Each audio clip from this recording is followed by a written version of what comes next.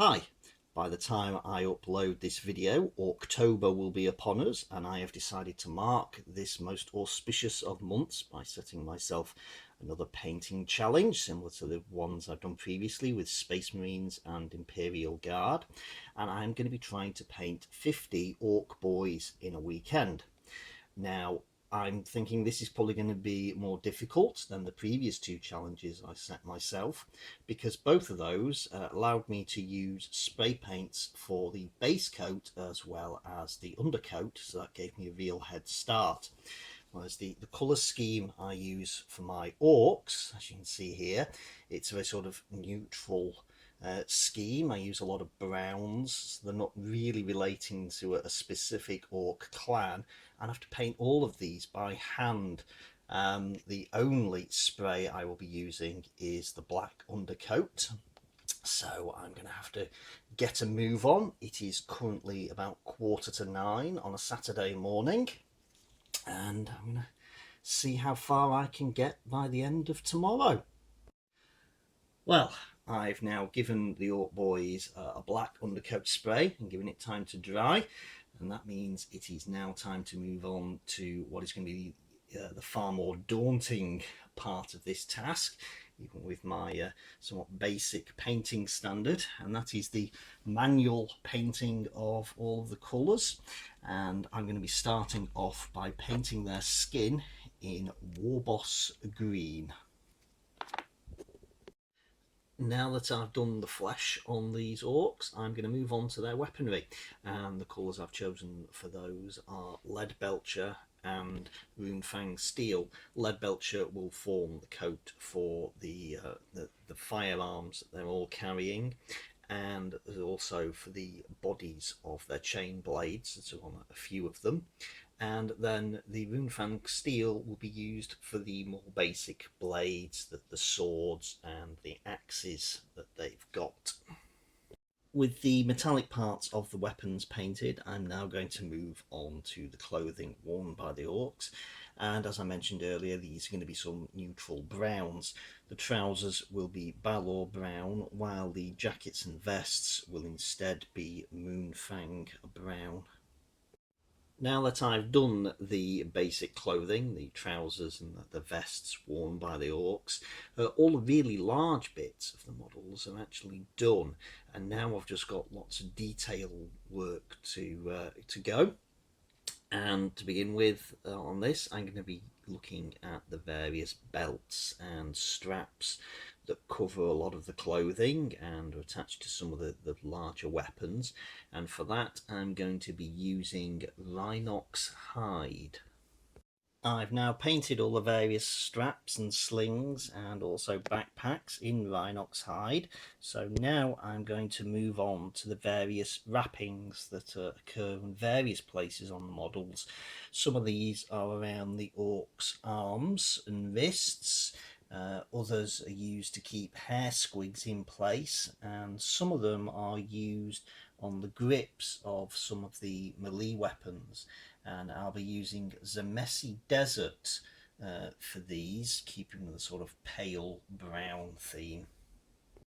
Well, I've done the wrappings in Zamesi Desert, and since it's now coming up 8:15 at night, I think I've done pretty well in getting all the major colours done today. I'm going to call it a day now, and I'll pick these up again tomorrow morning. Well, it's now about 10 to 9 on Sunday morning, and I'm back for day 2 of my painting challenge to mark the month of Orktober. And now I'm going to be moving on to the armour plates that are on these models. They're not heavily armoured, but if I zoom in a bit closer, you'll be able to see a lot of them. They've got shoulder armour plates, like on this Ork knob here. And there are various other bits of metal plates on other parts of the figures as well. And I'm going for sort of rusty colour on these that makes it look as if they've just got some bits of scrap metal and strapped them to their bodies for some extra protection. And it's the only time on these figures I will be using a colour that is a mix of two others. And I will be using a 50-50 mix of Moonfang brown and Gehenna's gold to produce the rust colour. Well, I've now used my gold and brown mix to paint wherever I think there should be rusty metal on these figures, and I really am getting into the finer detailed stages now, and I'm going to move on to using red. I'm actually going to be using two different colours of red. I'm using a darker corn red for wherever I think there ought to be red fabric. That only occurs on a few of the figures. There were various cloths hanging off certain points, which I'm going to pick out in this colour. And I'm going to be using Evil Sun's Scarlet. I'll be using that for where they've got open mouths on the figures, and you can see the tongue. I'll be painting the tongue in Evil Sun's Scarlet. And also some of the weapons have little icons marked on the side, and I'll be picking some of these out in red as well. With the red details now picked out on all the orcs, I'm going to be moving on to white, and again this will have two purposes. Firstly, the teeth that are actually in their mouths I will do in white. I won't do teeth that are hanging from weapons or belts and meant as decoration. And also I'll be doing the remaining iconography that's marked on the side of their weapons in the form of bones and skulls. Those will also be picked out in white. Well, the models all now have their big orcish grins, and I am going to move on to a bone colour. I'm going to use this for any of the teeth that are used decoratively, hanging from belts or weapons. Also for horns on helmets, and some of the models also have some skulls on them, as is, I suppose, traditional Warhammer 40,000. So all of those are going to be done using a bone colour.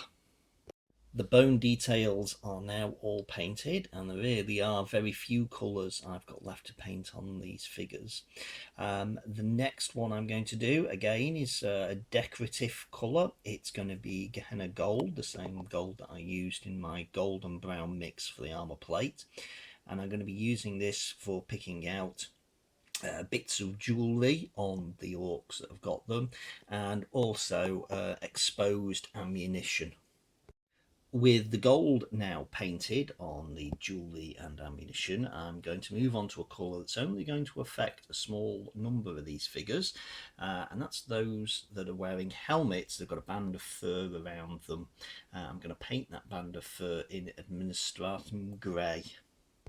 With the grey fur painted onto the helmets of those orcs wearing them, I now have just one last basic colour to paint on them, and that is Abaddon Black. This will be used really for tidying up areas of the undercoat that I've accidentally nicked over with the other colours, and that's going to be used for helmets, boots, gloves, hair, and the muzzles of weapons.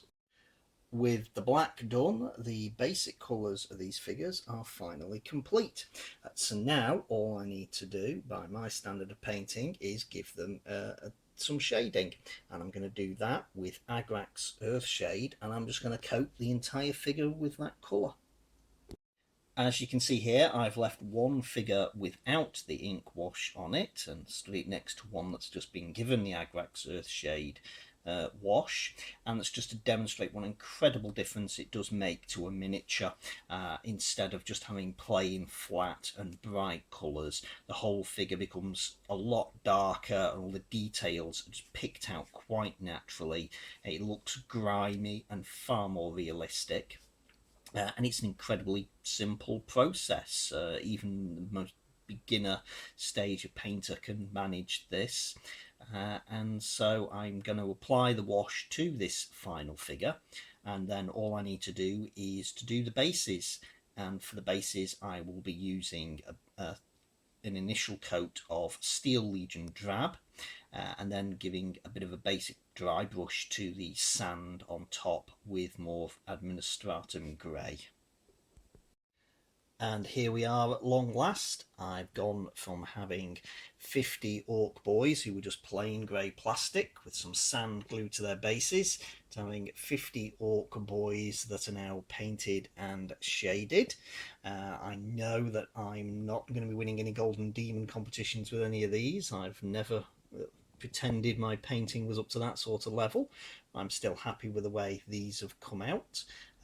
It's actually taken me less time than I feared it would. I had pictures in my mind of being painting until 10 o'clock each night or even later. In fact, I think it's coming up about 5:30 on Sunday now, so I've still got a bit of the day left. Anyway, I hope you enjoyed watching this painting process, and thanks for watching, and happy Orktober.